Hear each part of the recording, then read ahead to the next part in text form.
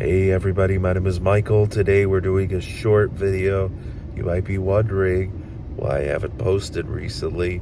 Well, I certainly don't feel that great. I think I was going through a fever today. I've been getting a real lack of sleep for really the past week.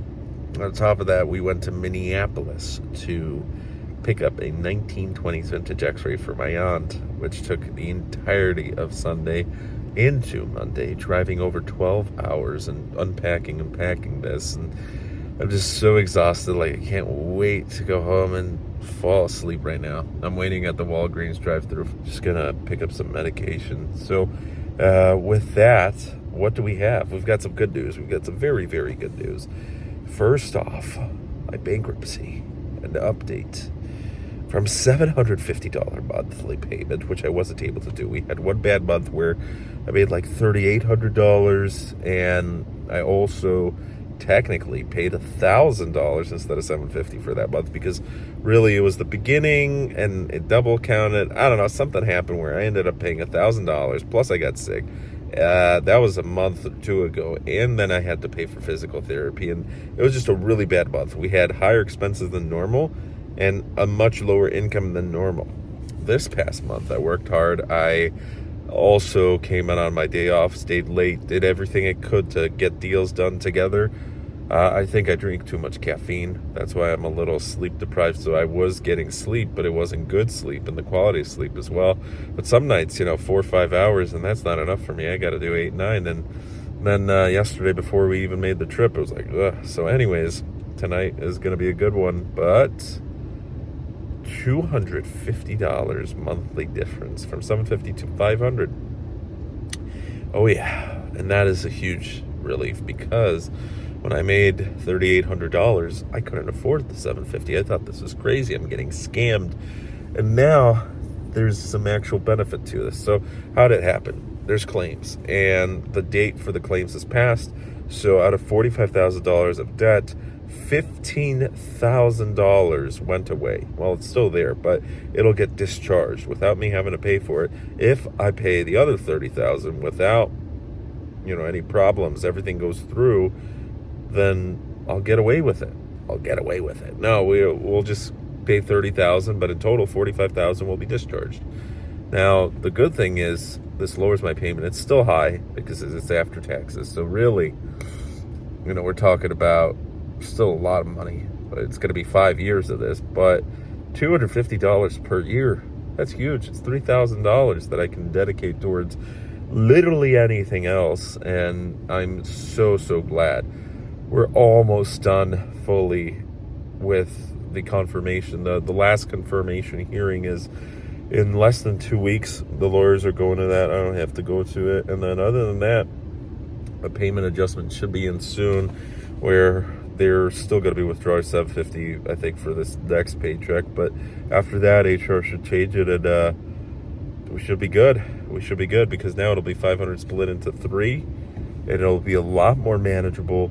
Now, the remaining 2 things I have to take care of is my vehicle, because I'm paying way too much for my vehicle. I love this car. It's great, but paying way too much for it. And technically I can surrender it and get a beater, but I already dealt with beaters. I had multiple beaters in my life, and beaters aren't so cheap either. Beaters, if something breaks, you're screwed. I'm in no position to be dealing with that. So that is one option, but it's not a great option. And surrendering is similar to repo, but without the repo part. I mean, you literally just give it back to the bank, and it's only available during Chapter 13s, where it won't hurt your credit, but you'll be without a car. It's not ideal. So a lot of people say, well, Chapter 13, you could you could pack down the interest, right, to 6%. For 27, that's huge, but how? Well, you already have to own the vehicle, I think, for 2 years.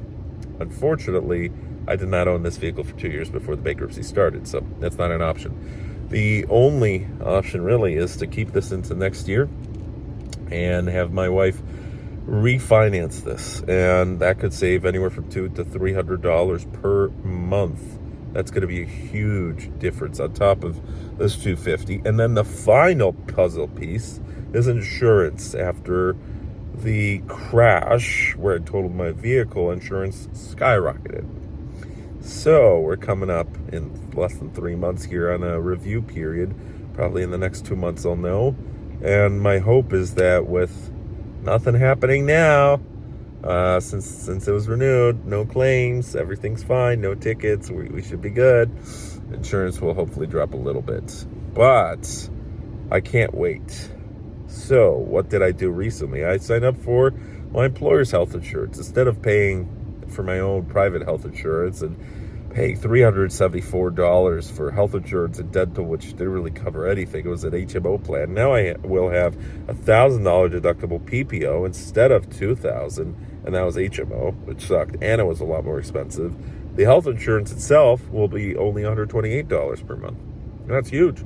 And now for, I think, altogether $240 per month, I will have life insurance, I'll have health insurance, I'll have dental, vision, I'll have everything. Accident insurance, I'll take everything, because some of them, like life insurance, it was literally a couple bucks out of the paycheck. Like, yeah, I'll take it. If the employer's paying for most of it, why not? So now it's going to be a lot cheaper and a lot better. So I wish I would have signed up for it earlier, but we live and we make a lot of mistakes. But anyways, just wanted to post an update where the financial situation is nowhere near perfect. And we had this month of crisis where it was like, oh my God, what are we going to do with this money?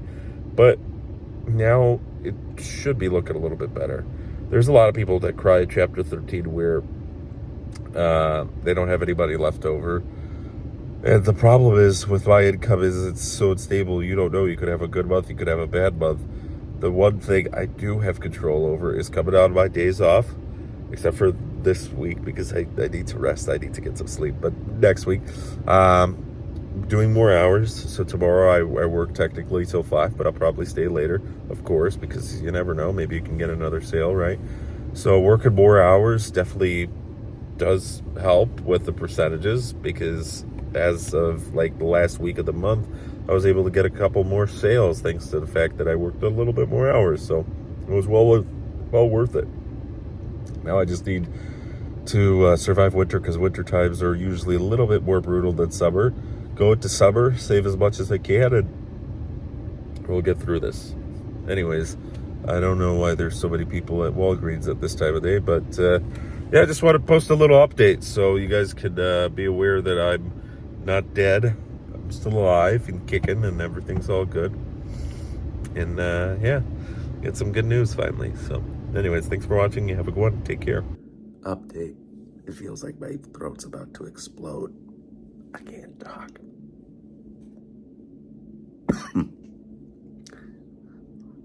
Wow. This just feels terrible. I don't know what it is.